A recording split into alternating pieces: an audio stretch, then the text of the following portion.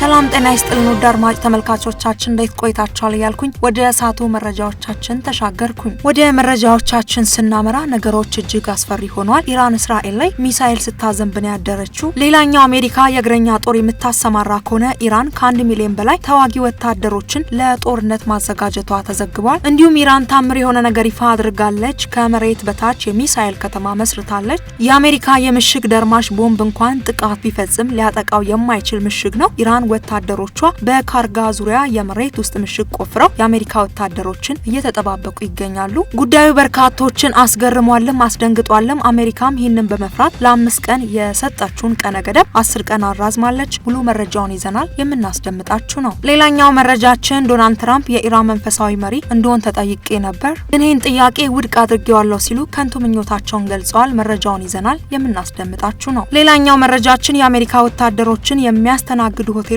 ጥቃት እንደሚሰነዘርባቸው ኢራን አስጠነቀቀች። ማስጠንቀቂያ ጎረቤት ሀገር ጅቡቲንም ያካትታል። ሙሉ መረጃውን የምናጋራችሁ ነው። ሌላኛው መረጃችን የእስራኤል ተቃዋሚ ፓርቲ መሪ መንግስት ሰራዊቱን ያለ ስትራቴጂ ወደ ጦርነት እያስገባ ነው በማለት ተቹ። የሰራዊቱ ተጠባባቂ ኃይል ደክመዋል ዝሏል። ከዚህ በላይ የደህንነት ተግዳሮቶችን መቋቋም አይችልም ሲሉ ተደምጠዋል። እሳቸው ብቻ ሳይሆኑ ሐሙስ ዕለትም የሰራዊቱ ወታደራዊ አዛዥን በካቢኔ ስብሰባዎች ላይ ወታደሩ ስላለበት አሳሳቢ ሁኔታ ተናግረዋል። ሙሉ መረጃውን የምናስደምጣችሁ ነው። ሌላኛው የየመን ሁቲ አማጽያን በቀይ ባህር ላይ አዲስ ጥቃት ለመሰንዘር ማስፈራራታቸው ተሰማ። እንዲሁም ደግሞ ዓለም አቀፍ የአቶሚክ የኢነርጂ ኒውክሌር ተቋም ጥቃት ከቀጠለ ትልቅ የራዲዮሎጂ አደጋ እንደሚከሰትም አስጠንቅቀዋል። በተጨማሪም የዩክሬኑ ፕሬዝዳንት ዜሌንስኪ ሳውዲ አረቢያ ገቡ። ለምን ገቡ የሚለውን መረጃና ከላይ ጠቀስናቸው መረጃዎች ሁሉ አያይዘን የምናጋራችሁ ነው። ክቡራን አድማጭ ተመልካቾቻችን ለእርስዎ ጠቃሚና አዳዲስ መረጃዎችን ይዘን ተገኝተናል። እንደተለመደው ከዜናችን ፍጻሜ ድረስ አብራችሁን ቆዩ ስንል የአክብሮት ግብዣችን ነው። ታዲያ መሰል መረጃን በየሰዓቱ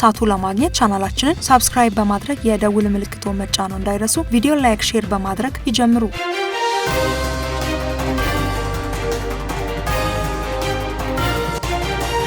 መካከለኛ ምስራቅን በተመለከተ ወዳገኘናቸው መረጃዎች እናምራ። ኢራን 1 ሚሊዮን ወታደሮች ዝግጁ ናቸው አለች። የኢራኑ ታስሚን ኒውስ ወታደራዊ ምንጮችን ጠቅሶ እንደዘገበው አሜሪካ የእግረኛ ጦር የምታሰማራ ከሆነ ኢራን ከ1 ሚሊዮን በላይ ተዋጊ ወታደሮችን ለጦርነት ማዘጋጀቷንም ዘግቧል። አሜሪካ የኢራንን 90% የነዳጅ መሸጫ ማዕከል የሆነውን የካርግ ደሴትን በእግረኛ ወታደሮች እቆጣጠራለሁ ማለቷን ተከትሎ በርካታ የኢራን ወታደሮች በካርግ ዙሪያ የመሬት ውስጥ ምሽግ ቆፍረው የአሜሪካ ወታደሮችን እየጠበቁ ይገኛሉ።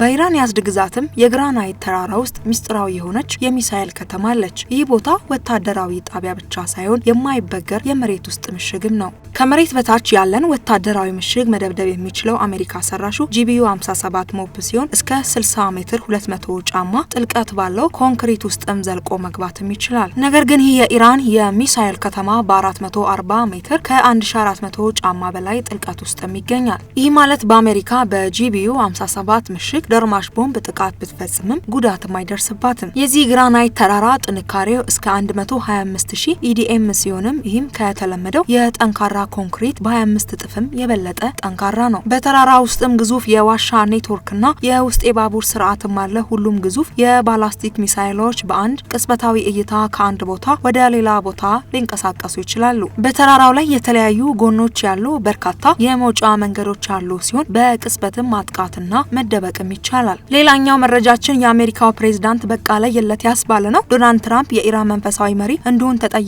ነበር፣ ግን ይህን ጥያቄ ውድቅ አድርጌዋለሁ ማለታቸውን ተከትሎ ነው። የአሜሪካው ፕሬዝዳንት ዶናልድ ትራምፕ ባደረጉት ንግግር የኢራን ባለስልጣናት የሀገሪቱ መንፈሳዊ መሪ እንደሆን ጠይቀውኛል ሲሉ በድፍረት ተናግረዋል። ትራምፕ ጥያቄውን አመሰግናለሁ ግን አልፈልግም በማለት ውድቅ ማድረጋቸውን ገልጸዋል። እንደ ትራምፕ ገለጻ የኢራን መሪዎች ከአሜሪካ ጋር ስምምነት ለማድረግ ቢፈልጉም የገዛ ህዝባቸውና የአሜሪካን ጥቃት በመፍራት በይፋ ለመናገር ተቸግረዋልን ብለዋል። ይሁን እንጂ የኢራን ወገን ከዋሽንግተን ጋር ድርድር እያደረግን አይደለም በማለት የትራምፕን ንግግር አስተባብለዋል። ይህ በእንዲህ እንዳለ አሜሪካ ወደ መካከለኛው ምስራቅ ተጨማሪ ወታደሮችን ለመላክ እያሰበች መሆኗንና በትራምፕ አስተዳደር ውስጥም በጉዳዩ ላይ ከፍተኛ ክርክር መኖሩ እየተነገረም ይገኛል።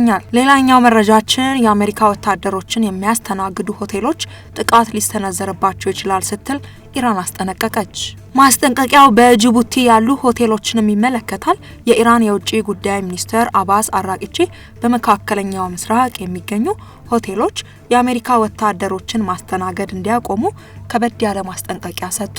ሚኒስተሩ አሜሪካ ወታደሮችን ከወታደራዊ ካምፖች አውጥታ በሲቪል ሆቴሎችና ቢሮዎች ውስጥም በማስፈር የባህር ሰላጤው ሀገራት ዜጎችን እንደ የሰው ጋሻ የተጠቀመች ነው ሲሉ ከሰዋል።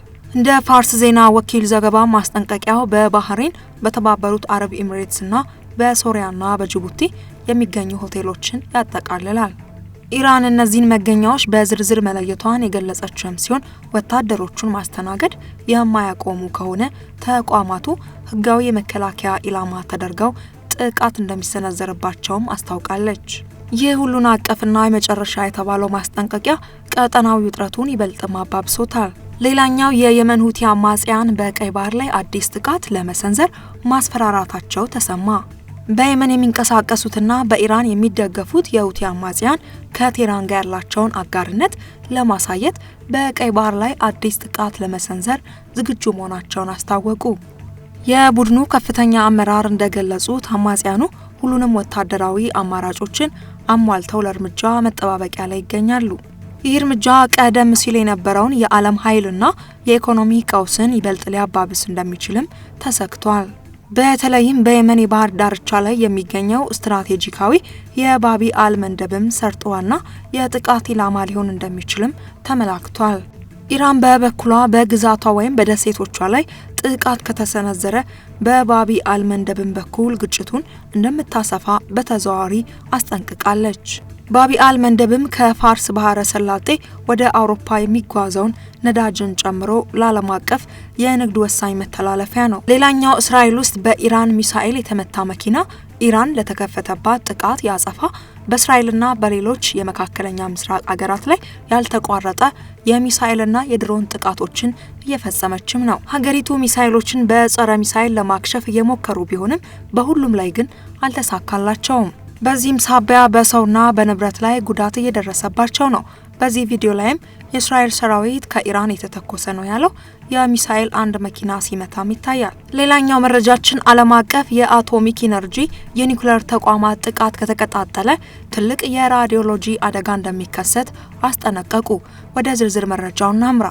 ዓለም አቀፍ የአቶሚክ ኢነርጂ ኤጀንሲ በኢራን የኒውክሌር ተቋማት አቅራቢያ የሚፈጸም ጥቃት የሚቀጥል ከሆነ ትልቅ የራዲዮሎጂ አደጋ ያስከትላል ሲል አስጠነቀቀ። የተባበሩት መንግስታት ተቋማት ማስጠንቀቂያ የሰጠው በኢራን ደቡብ ምዕራባዊ ክፍል የሚገኘው የቡሽሬ የኒውክሌር ኃይል ማመንጫ ተቋም አቅራቢያ ማክሰኞ ዕለት በድጋሚ ጥቃት እንደተፈጸመ ከተገለጸ በኋላ ነው። የተቋሙ ዋና ዳይሬክተር ራፋኤል ግሮሲ በኢራን የኒውክሌር ተቋም አቅራቢያ እየተደጋገመ ያለው ሰሞንኛ ወታደራዊ ጥቃት እጅግ እንዳሳሰባቸው ገልጸዋል። ዋና ዳይሬክተሩ ጥልቅ ቁጥር ያለው የኒውክሌር ቁስ ይዞ የሚሰራ የኒውክሌር ኃይል ማመንጫ ከመሆኑ ጋር ተያይዞ በተቋሙ ላይ የሚደርስ ጉዳት ትልቅ የራዲዮሎጂ አደጋ ሊያስከትል እንደሚችልም ማስጠንቀቃቸውን በተቋሙ የኤክስ ገጽ ላይ የወጣው ጽሑፍም ያስረዳል። በዚህ ስፍራ የሚከሰት የራዲዮሎጂ አደጋ ኢራን ውስጥና ከዚያም ባሻገር ሰፊ አካባቢን ሊጎዳ እንደሚችልም ገልጿል። ይህንን አይነቱን የኒውክሌር አደጋ ስጋት ለማስወገድ ሲባል ጦርነቱ ተፋላሚ ሀገራትን ወታደራዊ እርምጃን ከመውሰድ እንዲቆጠቡና ዋና ዳይሬክተሩን ጠይቋል። በግጭቱ ወቅትም 7ቱን የኒውክሌር ደህንነት ማረጋገጫ አምዶችን መጠበቅ አስፈላጊ እንደሆነም አጽንኦትም ሰጥቷል። ሌላኛው የእስራኤል ተቃዋሚ ፓርቲ መሪ መንግስት ሰራዊቱን ያለ ስትራቴጂ ወደ ጦርነት እያስገባ ነው በማለት ተችተዋል። የእስራኤል ተቃዋሚ ፓርቲ መሪ የሆኑት ያኢር ፓሊድ የሀገሪቱ መንግስት ያለ ስትራቴጂና በጥቂት ወታደሮች ብቻ ሰራዊቱን ወደ ጦርነት እየላከ ነው ሲሉ ከሰሱ። የእስራኤል መንግስት ሰራዊቱን ያለ ስትራቴጂ አስፈላጊ ሁኔታ ሳይኖር እጅግ አነስተኛ በሆነ የወታደር ቁጥር ወደ ባለብዙ ግንባር ጦርነት እያስገባው ነው በማለትም ተናግረዋል። ላፒድ በቪዲዮ ባስተላለፉት መልእክትም የእስራኤል የመከላከያ ሰራዊት እስከ መጨረሻውና ከዚያም ላይ ተወጥሯል፣ መንግስት ሰራዊቱን ጦር ሜዳ ላይ እንደቆሰለ ትቶታልን ብለዋል። የሰራዊቱ ተጠባባቂ ኃይል ደክሟል፣ ዝሏል፣ ከዚያም በላይ የደህንነት ተግዳሮቶችን መቋቋም አይችልም ሲሉም ተደምጠዋል። የተቃዋሚ ፓርቲ መሪው አክለው መንግስት ሙሉ ጊዜያቸውን የአይሁድ ቅዱሳን መጻሕፍትን በማጥናት የሚያሳልፉትንና እስራኤልን በአውሮፓውያን በ1948 ከተመሰረተች ጀምሮ ከግዴታ ውትድርና ነጻ ከተደረጉት ሀሪሪ የኦርቶዶክስ አይሁዳውያን ማህበረሰብም አባላትን በተጠባባቂ ወታደርነት እንዲመለምልም ጥያቄ አቅርበዋል። ላፒድ ይህንን የተናገሩት የተናገሩት የሰራዊቱ ወታደራዊ አዛዥ ሌተናል ጀነራል አያል ሐሙስ ዕለት በድንገት ካቢኔ ስብሰባ ላይ የእስራኤል መከላከያ ሰራዊት ለመውደቅ ጫፍ ላይ ደርሷል እንዳሉ ከተዘገበ በኋላ ነው። ሌላኛው መረጃችን የዩክሬኑ መሪ ዘለንስኪ ሳውዲ አረቢያ ገቡ።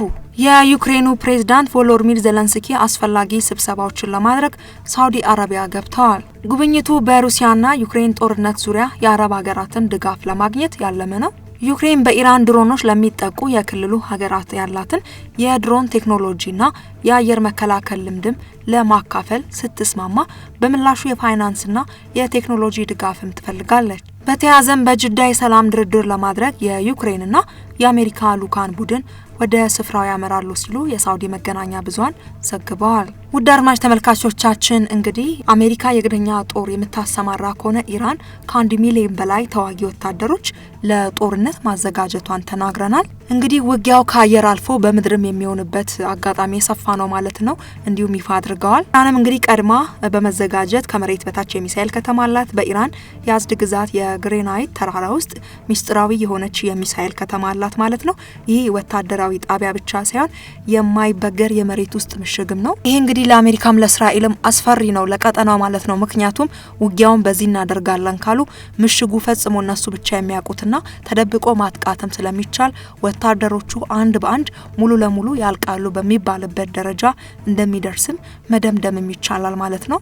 ስለዚህ እንደ ሁኔታው ከሆነ አሜሪካ ከዚህ እርምጃዋ የምትቆጠብ ይመስለናል። እገባበታለሁ ካለችም ደግሞ የሽንፈትን ካባ ተከናንባ እንደምትወጣ ነው እንግዲህ እነዚህ መረጃዎች የሚያሳዩት። ቀላል አይደለም የምሽግ ከተማ። ውድ አድማጭ ተመልካቾቻችን ኢትዮናስ ሚዲያችን እንደምንም ጊዜው ሰላም ለዓለማችን ሰላም ለሀገራችን ሲል ይመኛል። በቀጣይ ለርሶ ይጠቅማሉ ብለን ያሰብናቸውን መረጃዎች ሁሉ ይዘን እንቀርባለን። በሌላ መረጃ እስክንገናኝ ድረስ በያላችሁበት ጤና ይስጥልኝ።